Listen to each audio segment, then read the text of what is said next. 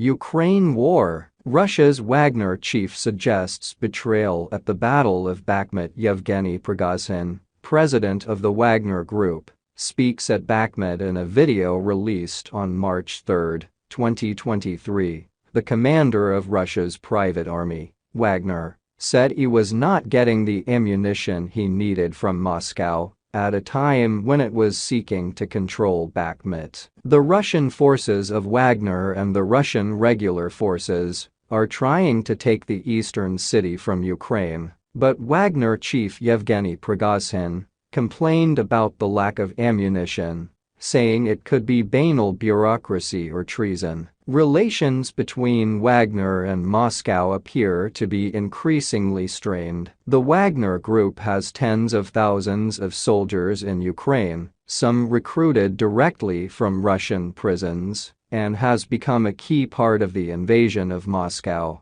In a post on Sunday, Prigozhin said the documents were signed on Feb. 22, with the ammunition expected to be sent to Bakhmut the next day.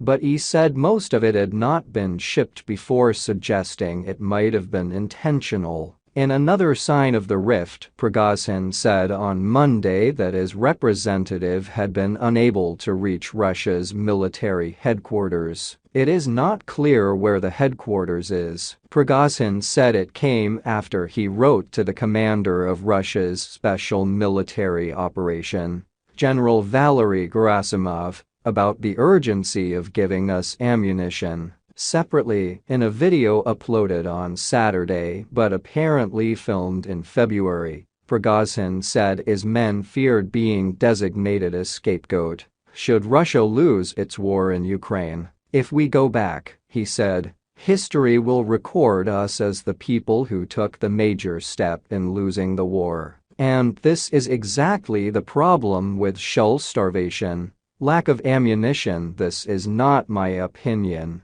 but the opinion of ordinary fighters. What if they, the Russian authorities, want to set us up, saying that we are bastards, and that is why they don't give us ammunition, don't give us weapons, don't allow us to staff us, including recruit prisoners. And in a video on Saturday, Prigozhin said the Russian front line would collapse without his forces. If Wagner, a private military company, now withdraws from Bakhmut, the entire front that PMC Wagner is consolidating today will collapse. He pointed out that Wagner's fighters were attacking the entire Ukrainian army, destroying it and depriving it of the opportunity to focus on other parts of the front. While the private army was moving forward, the Russian army was being forced to catch up in order to save face, he said. Last month, Prigozhin complained that Defense Minister Sergei Shoigu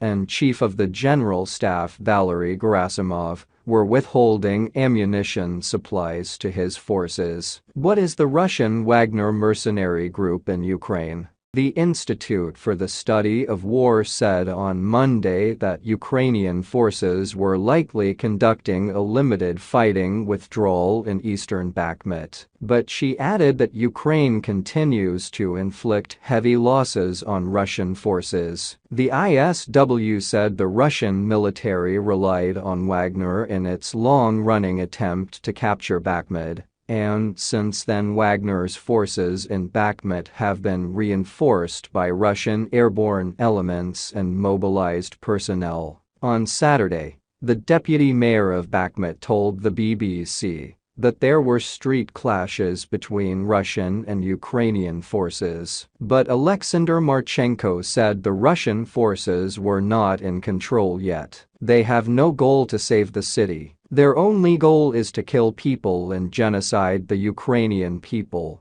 Mr. Marchenko told the Today program. Meanwhile, Ukrainian military officials said that the commanders of the Russian 155th Brigade, which is fighting near the town of Volodar, south of Bakhmut, resisted orders to attack after suffering heavy losses. The Russian Defense Ministry said its forces had bombed a command post of the Ukrainian Azov Regiment in the southeastern Zaporizhzhia region. Russian Defense Minister Sergei Shoigu separately occupied Mariupol during a trip to eastern Ukraine, a year after his forces surrounded the city. The Defense Ministry said it was inspecting the work carried out to restore infrastructure, in the words of Donbas, that is likely to be troublesome in Ukraine, given Russia's responsibility for the destruction.